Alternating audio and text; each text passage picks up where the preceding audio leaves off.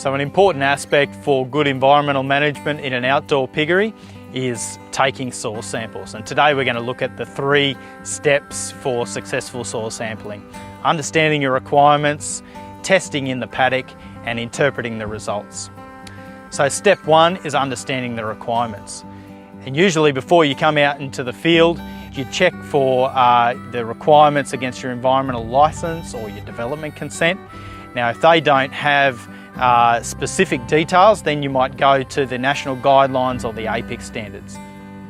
And what you're looking for is what paddocks need to be sampled, the frequency at which they need to be sampled, and the depths and analysis parameters that you need to be checking for.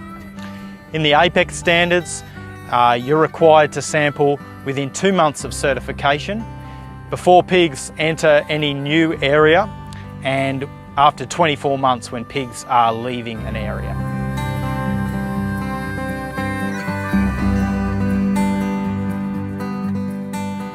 Step 2 is sampling in the field.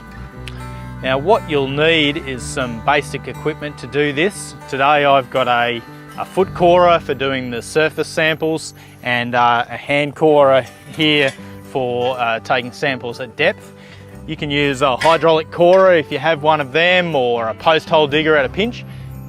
Now here we're in a paddock that's been stocked for about 24 months, so it's time to sample. So you need about 10 sample sites. Each one's likely to be down to a depth of about 600 mils. And you need to lay the soil out as you go, so you can tell the shallower depths and as you get it deeper. At this point, it's a good idea to take a field texture. So if it's not moist enough, you might need a little bit of water to add to it. And form a ball, do some ribbon tests. There's a good YouTube on this, so I won't run through it. We'll put the link at the end of the clip. So you need to take 10 samples from each depth that you're testing for. You can mix them in a bucket to make a composite sample for the whole paddock. Bag that up and send it off to the laboratory. Now, you want to remember to label that with a descriptor that you'll recognise when it comes back from the lab. So a paddock name, for example, the farm name and the date, so that when it comes back you'll know what it's talking about. So about 2 weeks after sending those samples away to the lab, you'll get back a result sheet like this. You can do a basic assessment of this yourself, just comparing against the national guidelines, which I've got here.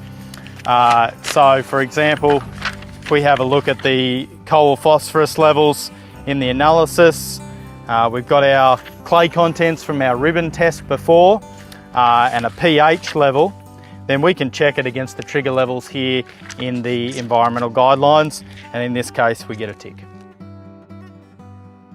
Now, for a more detailed assessment, that's when you might want to go to your agronomist or a soil scientist to help you out with that. So to summarise, we've got 3 steps for successful soil sampling. You need to understand your requirements before you go. You need to sample according to those requirements when you get to the paddock, and then you need to interpret those results against the guidelines.